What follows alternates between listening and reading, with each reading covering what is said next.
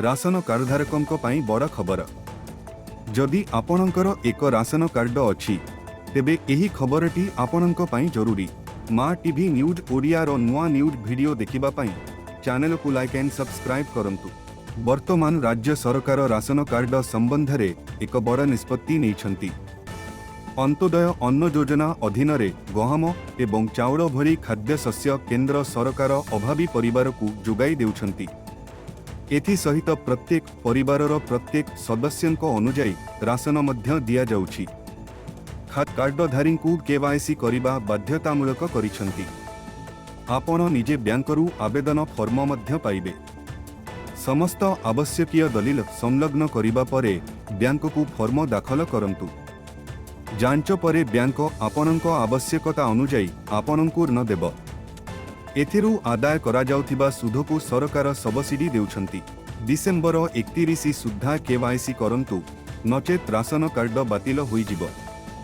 जेउ माने एपर्यंत केवाईसी करि नाहंती सेमानंकर निकटतम पीडीएस दुकान किंबा वसुधा केंद्र परिदर्शन करी केवाईसी करि परिबे।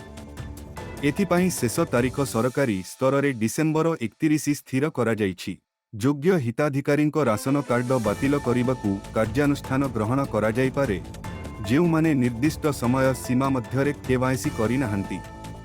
एभली परिस्थिति रे सेमाने सरकारंक ठारू प्राप्त राशनरू वंचित हेबे।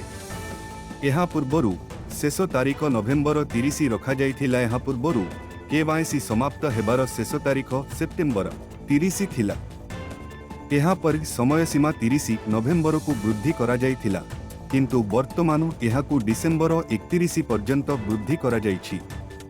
एही परिप्रेक्षी रे जिला जोगाण अधिकारी कहिसंती जे राशन बंटन रे स्थिरता निश्चित करिबाकू ग्राहक माने आधार नंबर राशन कार्ड रे पंजीकृत करिबा जरूरी। केवाईसी माध्यम रे राशन कार्ड रे प्रवेश करिथिबा व्यक्तिंक नाम, जन्म तारीख एवं लिंग आधार रे रेकर्ड करा जाइथिबा तथ्य अनुजाई करा जाउछि। राशन कार्ड केवाईसी आधार को लिंक करिबा पई आपणଙ୍କୁ आपणकर निकटतम पीडीएस दुकान किंबा वसुधा केंद्र को जिबाकू पड़िबो। सेठारे आपणଙ୍କୁ राशन कार्ड एवं आधार कार्ड देखाइबाकू हेबो। एहा परे आपणकर केवाईसी प्रक्रिया समाप्त हेबो। राशन कार्ड केवाईसी पई आवश्यक डॉक्यूमेंट गुडिक हेला राशन कार्ड, आधार कार्ड और मोबाइल नंबर। एही काम करिबा परे आपण सबु मासरे मागणा राशन पाई परिबे।